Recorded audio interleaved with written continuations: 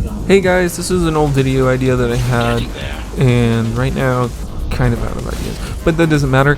To start off, I like collecting like old PS3 shit. Basically, I'm a big fan of PS3.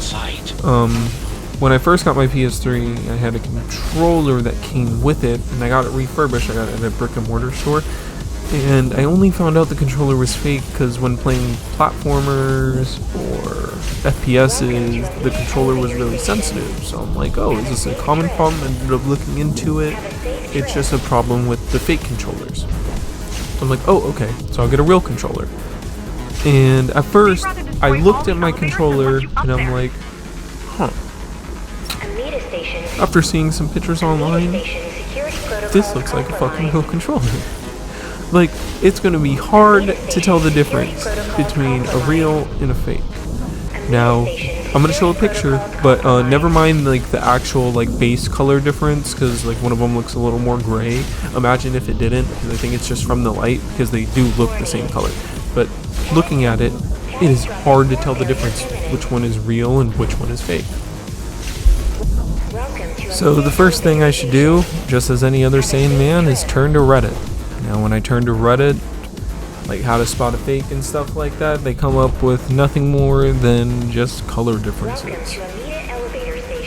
Which is kind of tough, because it makes me feel like I'm colorblind, because when they show it, I can't see the color differences. Now, there are some fake controllers with obvious differences, but there are like some of them that look almost exactly the same. There are so many different types of fakes.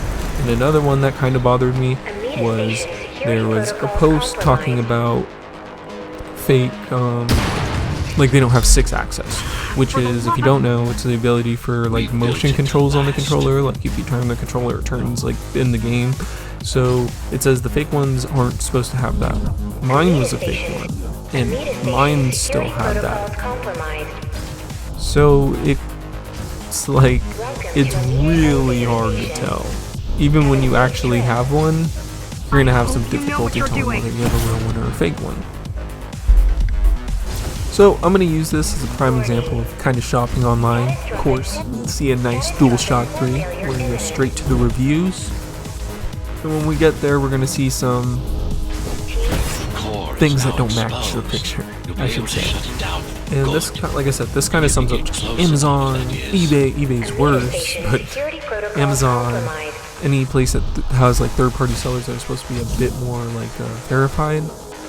Now, these are ridiculously bad fakes, but for $40 it seems like the right price for a DualShock 3. So I feel bad for anybody that fell for that and didn't decide to look at the pictures of the first person that bought it. Gotta feel bad for them. But moving on, this is kind of just like a deep dive into the difficulties of finding a real DualShock 3 controller, on how close some of the fakes are, how hard it is to actually spot a fake with not comparing it right next to a real one. So just be careful, collectors, when it comes to buying a DualShock 3. Love you guys. Appreciate you guys checking in this week, and I'll check y'all later.